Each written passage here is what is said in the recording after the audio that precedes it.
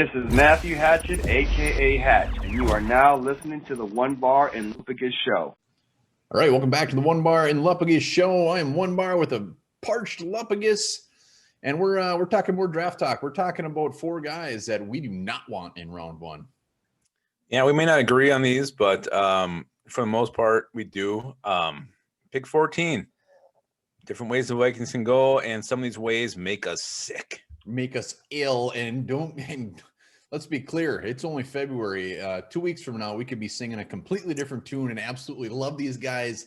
That is the roller coaster of an emotion, which is the NFL draft. Yeah, and who knows? Maybe the Vikings make an early trade and they end up picking in a different spot, which changes the dynamic completely. So right now, pick 14, four guys we do not want, not interested, as Joe Kavlin once said. Uninterested. Remember, subscribe to the channel, like the videos, hashtag sauce in the comments to win that beautiful Jimmy Klein saucer autographed. Let's do this. Who is the one guy, first guy, I should say, that you do not want the Vikings to take at pick 14, and why? Yeah, to me, it's easy. It's Elijah Vera Tucker, USC guard / tackle. Yeah, I know he fills a need. He's been mocked to us by big names like Mel Kiper Jr. I think Todd McShay maybe had him going there as well. Here's the thing. I looked into Elijah Vera Tucker. I watched the Notre Dame tape. Did he do his job? Yeah. But what worries me about this guy was he wasn't overpowering anybody. He wasn't pancaking guys. He wasn't dominant. He wasn't Quentin Nelson out there. He was okay. He did his job. He didn't look like he had any kind of extra burst, excitement, anything about him. And which is fine. I'm not going to argue he would be an upgrade, but if I'm taking a guard there, I want a guy who's just blowing people out of the water, knocking guys on their ass, dominating. And I didn't see that from Vera Tucker. So I get it. Yeah, he would fill a need. But I need somebody who's going to improve this team right away at 14. And they were fourth in offense last year. I don't think Vera Tucker is going to make them number one in the league in offense next year. So wow, not interested. You owe the Vera Tuckers an apology. That whole family. You sent him a letter. Got it? No, never. Well, the thing to be worried about with Vera Tucker, he's a very athletic guard. And we know we love our little athletic guards. That's who we kind of look at. So I think it's definitely a possibility. But yes, 14's a little rich for him. If I send the Veras a letter, it'll be me tuckering, if you know what I'm saying. I do know what you're saying. That's really gross. It's really gross. A lot of bush. All right, I'm gonna go with one of your boys that I know you like, and I'm just gonna rip the Band-Aid off and do him first. And it's Greg Rousseau. And he might end up being the next freaking Reggie White. But I just hate the fact I hate boomer bust type players, and there's only 1 year of them. And yes, that 1 year was fantastic, and he had 15.5 sacks, and he reeks of potential. But at 14, I want more of a sure thing. I want to go missionary style at 14, just very safe, secure, nothing fancy. Let's get a guy that we're going to contribute right off the bat. And if it's a quitty pay, I'm fine with that. My fear is if we take Greg Rousseau, is he's gonna play. It's gonna be more of a work in progress, and we need a guy day one that's gonna come in and start. And maybe we throw Rousseau out there on third downs, try to get sacks, but I don't want him. Don't want him at all. Yeah, you mentioned you don't want a boomer bust guy at 14, but that's why I would take him at 14. We're picking 14. It's kind of that no man's area of the draft where I would rather take a risk at a guy who has the potential to be a 15 sack guy a year, which I think Russo has. I mean, you talk about the ideal build for a defensive end. This guy Zed, he's like 6'7", 200 and whatever, 60 or 80 pounds, long ass arms. Watching him, he's better against the run than I thought he would be.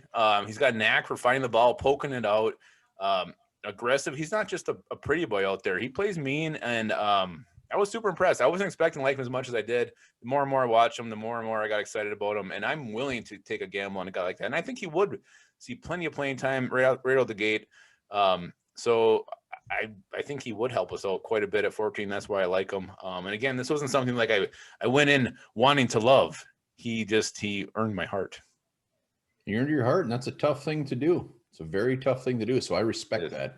Well, yeah. All right. Well, I know you don't respect this next guy. A guy I do not want at pick 14. And I don't think the Vikings are going to go this way. But man, if they did, and they took Mac Jones from Alabama, I just think he's just Kirk Cousins 2.0. He's just that unathletic pocket passer, accurate, throws a nice ball, decent arm strength, had a hell of a lot of good weapons at Alabama. So it's hard to really judge this guy. How good is he? Did he make those players better? Or did they make him better? I like to think that maybe they made him better. What worries me about him, look at his physique. He's just looks like Yeah, you hate his body. well, it just shows his dedication. Like, wouldn't you want to work out? Wouldn't you want to make yourself better? Don't you want to spend time in the weight room improving yourself? To me, that doesn't matter to him. He's probably out partying, just getting tons of tail at Alabama.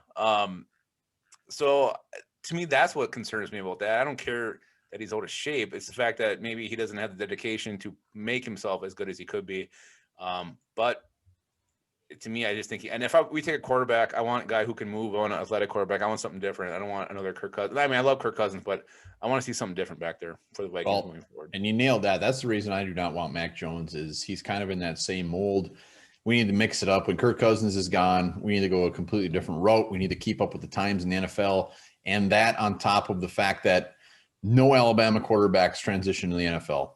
They don't. I mean, Ken Stabler and Joe Namath back in when I was still in my dad's balls, that's the last time a good quarterback has come out of Alabama and done something in the NFL. So that's my big reason. Avocados.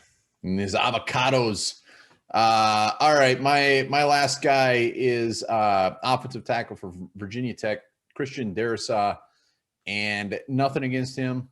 Again, it's the fact that we would take a left tackle at 14 when we got Riley Reif, Ezra Cleveland, we got Brian O'Neill. This would be a pick straight up for the future, and he would be a very good offensive tackle, but we're in a win now mode, and that doesn't help us one damn bit. I hate it. Yeah, and I've seen him quite a bit to the Vikings. If you look at the player, he's a great player.